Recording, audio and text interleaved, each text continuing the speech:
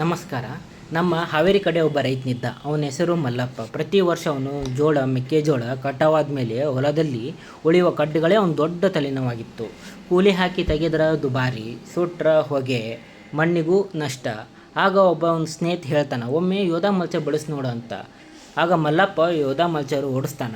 ಕೇವಲ ಗಂಟೆಗಳಲ್ಲಿ ಹೊಲದಲ್ಲಿ ಇದ್ದ ಕಡ್ಡಿಗಳು ಸಣ್ಣ ಸಣ್ಣ ತುಂಡುಗಳಾಗಿ ಮಣ್ಣಿನ ಮೇಲೆ ಹರಡಿತ್ತು. ಹೊಲವು ಸ್ವಚ್ಛವಾಯಿತು. ಮುಂದಿನ ಉಳುಮೆಗೆ ಭೂಮಿಯು ಸುಲಭವಾಗಿ ಸಿದ್ಧವಾಯಿತು.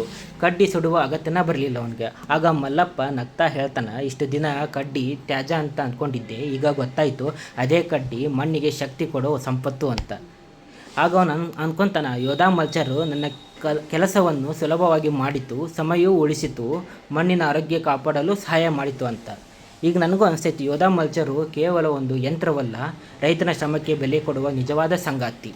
ಶ್ರೀ ಶಿವಬಸವ ಅಗ್ರೋಕೇರ್ ಹಾವೇರಿ. ಇದು ರೈತರ ವಿಶ್ವಾಸ, ನಮ್ಮ ಸೇವೆ.